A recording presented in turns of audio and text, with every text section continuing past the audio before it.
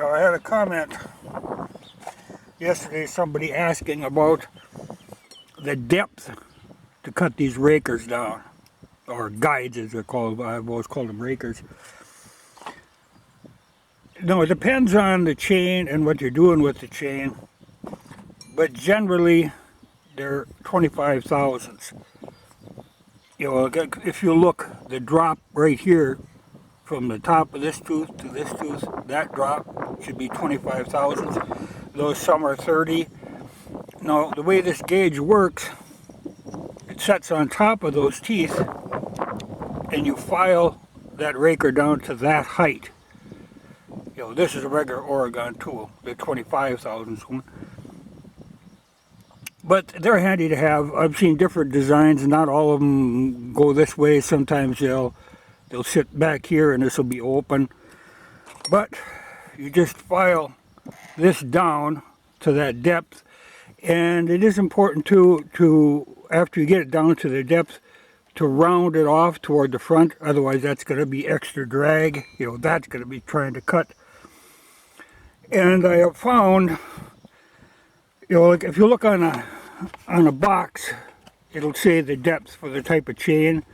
You know, like some of them are 25, some of them are 30.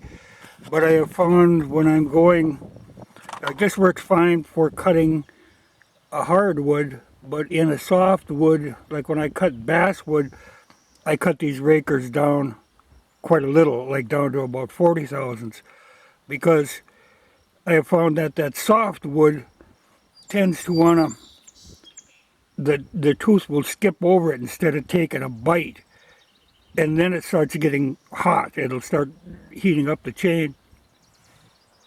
Now, the importance of having this down low is if there isn't enough of a bite, what'll happen is pretty soon it'll start rounding over the top of the chain of the tooth, which again makes heat and doesn't cut worth a darn.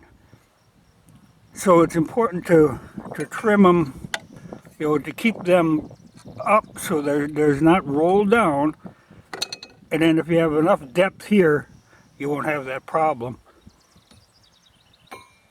But that's where this chain, which is that carbide one, I'm curious to try, because in theory that depth should never change. Though, like I said, this could be ground down. If I was using this in something like basswood or cottonwood, some soft wood, then it'd be better to have this down a little more, take a little bit more of a bite to keep this from heating up. But I think these might be a good solution to people who struggle with trying to keep a chain sharp. You know, I think you'd get a lot of life out of one of them. But these little Oregon tools are commonly available, though I'm sure Stihl makes them. I'm sure everybody, I know I used to have some Homelite ones that did the same thing, you know, just to show you the depth you need to be at. But it makes a big difference on the cutting.